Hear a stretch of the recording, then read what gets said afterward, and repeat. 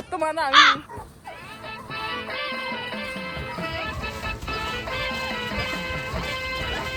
ரொம்ப பின்னிலை தங்கிவிட்டார்கள்.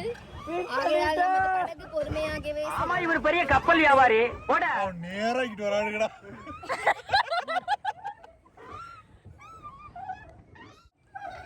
ரெண்டு விரல்ல பிடிச்சிருக்கேன். உங்க போனை நான் கீழே போட்டேனே இப்ப என்ன பண்றது? கீழே போட்டா